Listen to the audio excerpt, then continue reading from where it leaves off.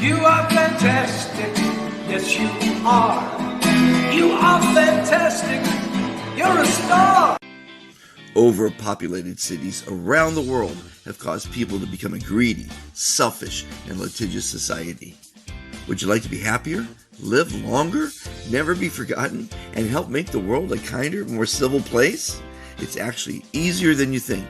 Every day you're asked, how are you? Instead of saying good, say I am fantastic.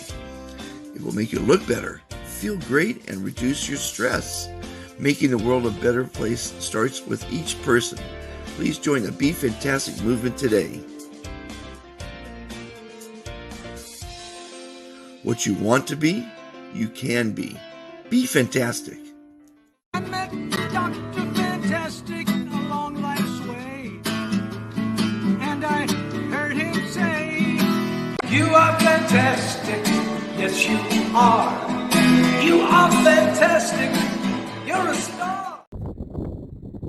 Hi everybody, Dr. Fantastic here. It's a beautiful day in Prescott, Arizona. I'm going to play you a little audio tape that was sent in from, I guess it's an island off of Spain, with an update and some very valuable information. It's probably a little bit repetitious, but there are some things in there that I haven't heard in the 100 hours or more that I've been researching the coronavirus. So without further ado, here's that recording. I'll turn it around so you can see this gorgeous view while listening. Okay, let's see how this goes. It's a little windy out here. Hi guys, just wanted to pass on this information. It was sent to me by a colleague who has a friend that works at Dr. Negrin, which is the main hospital on our island. It's obviously in Spanish, so I'm just going to read it and translate it for you. This is what it says. The Chinese now understand the behavior of the COVID-19 virus thanks to autopsies that they have carried out. This virus is characterized by obstructing respiratory pathways with thick mucus that solidifies and blocks the airways and lungs. So they have discovered that in order to be able to apply a medicine, you have to open and unblock these airways so that the treatment can be used to take effect. However, all of this takes a number of days. Their recommendations for what you can do to safeguard yourself are: number 1, drink lots of hot liquids, coffee, soups, teas, warm water. In addition, take a sip of warm water every 20 minutes because this keeps your mouth moist and washes any of the virus that's entered your mouth into your stomach, where the gastric juices will neutralize it before it can get to the lungs. Number 2, gargle with an antiseptic in warm water, like vinegar or salt or lemon, every day if possible. Number 3, the virus attaches itself to hair and clothes. Any Uh-oh. I think I pushed the button wrong. Sorry. detergent or soap kills it, but you must take a bath or a shower when you get in from the street. Avoid sitting down anywhere and go straight to the bathroom or shower. If you cannot wash your clothes daily, hang them in direct sunlight, which also neutralizes the virus. Number 4, wash metallic surfaces very carefully because the virus can remain viable on these for up to 9 days. Take note and be vigilant about touching handrails and door handles, etc. I guess within your own house as well, you can make sure that you are keeping those clean and wiping them down regularly. Number 5, don't smoke. Number 6, wash your hands every 20 minutes using any soap that foams. Do this for 20 seconds and wash your hands thoroughly. Number 7, eat fruits and vegetables. Try to elevate your zinc levels, not just your vitamin C levels. Number 8, animals do not spread the virus to people. Person-to-person transmission.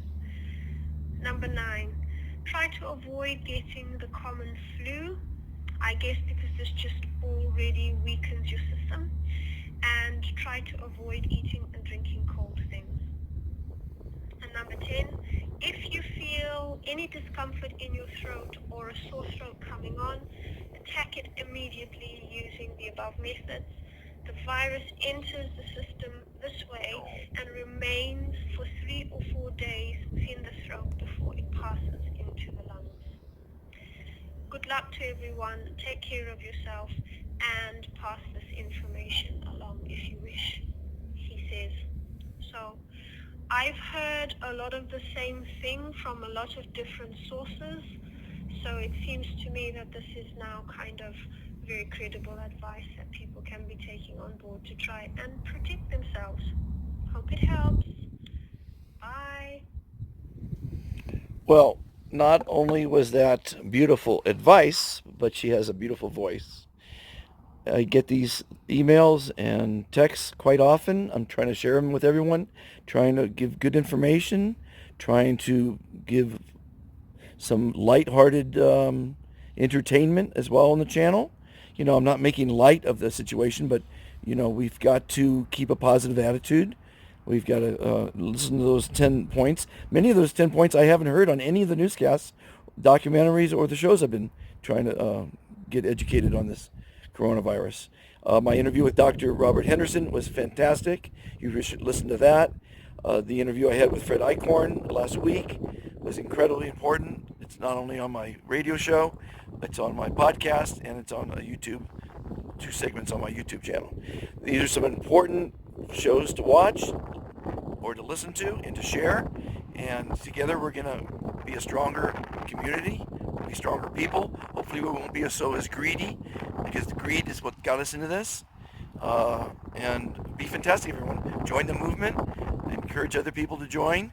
If you, we've got 211 ambassadors, I believe, from all in 41 different countries all over the world.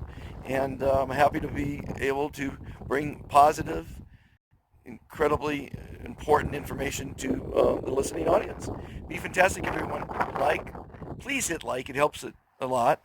And share. And I'm really happy to report we have 20,000 views on the YouTube show I did last week. Please like, subscribe, share. We've all got lots of time now, so you have no excuse for not listening to these YouTubes or watching them. Be fantastic, everybody. Bye-bye. Hey everybody, there's a lot of information going around the internet of how long the coronavirus stays on the surface, what to do, but we have a doctor here that just heard the recording. There are some good things that she said on it, and there's some things that aren't correct. So if you can remember, Dr. Henderson, let's do a retort on that little audio recording. Okay, the part about the mucus being a major problem in the origination of the disease is not really accurate. The particles and droplets are so small that they deposit the virus beyond the ciliary escalator that's designed to take debris out of your respiratory system. The problem is the particles are so small, they get into the bronchioles and alveoli, and they attack the mucosa of the alveoli, and they cause fluid deposition, which causes the surfactant to no longer be effective, and the lungs start filling up with water. Or it can be mucus, but they fill up, and that further gets rid of the surfactant, which leads to acute respiratory distress syndrome. And the acute respiratory distress syndrome is what requires a respirator to keep people alive. Oh. And in older people who are prone to organ failure, cardiac, kidney, liver, those people who suffer multi-organ failure are the ones that cannot be saved and die. Mm-hmm. If they don't have that much organ problem, then they may get over with a respirator, but they're, after any ARDS, whether it's due to bacterial sepsis or viral, a certain portion of people develop some fibrosis that's permanent. Okay, and if it's 5% permanent, you can live with it. If it's 20%, you're disabled. If it's more than that, you may end up on oxygen. And it's a terrible problem, but this particular virus, nobody's really got immunity to it.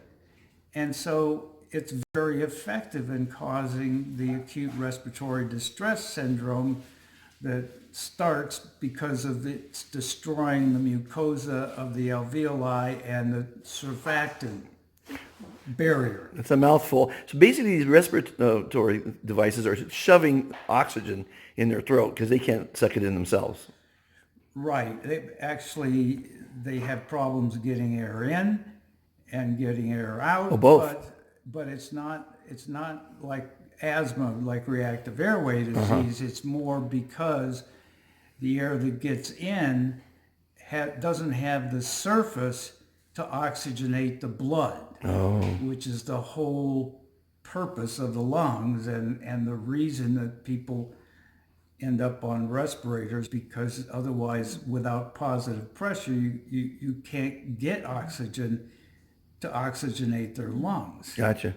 And if they develop organ failure, multi-organ failure, then there's nothing that medicine can do. Yeah. Wow. Well, thank you for that. I mean, she did say some nice things. You know, Yeah, well, yeah. eat vegetables. I mean, it helps. Well, Wash your hands. Yeah, it's just that it's not primarily a mucus problem. It's primarily there's a barrier between the bloodstream and the air, Right. and it causes destruction of that barrier and fibrosis of it, and then you can't oxygenate Right. your blood. But I'm told heat does kill the virus. If it's in your nose right now, the heat would kill it. It would melt it. Yeah, but to be sure you kill it, you could burn your nose. You know, That's true, too. It's not that great. You're better off. That's why we get colds in the winter, because it likes cold temperatures, and you don't usually get flu in Palm Springs. Well, actually, it will migrate to areas that are warmer. Well, that's what I say. It migrates once it's in there. But they're saying if it's in your nose or your throat, there's maybe ways of killing it before it gets down into your lungs. Yeah, but I don't think heat is the best way. There are antiseptics that are effective on both bacteria and viruses that you can put in your nose as a gel, and that's more effective. Okay, well, everyone, I apologize if I ever send any misleading information. I'm just reiterating what some really important people around the world are telling me, and sometimes people have ulterior motives, I guess, but it sounded to me and that she knew a little bit about what's going on, or at least the doctor. You are fantastic, yes you are. You are fantastic, you're a star. Overpopulated cities around the world have caused people to become a greedy, selfish, and litigious society. Would you like to be happier, live longer, never be forgotten, and help make the world a kinder, more civil place? It's actually easier than you think. Every day you're asked, how are you? Instead of saying good, say I am fantastic. It will make you look better, feel great, and reduce your stress. Making the world a better place starts with each person. Please join the Be Fantastic movement today. What you want to be, you can be. Be fantastic. I met Dr. Fantastic along life's way, and I heard him say, fantastic. Yes, you are. You are fantastic.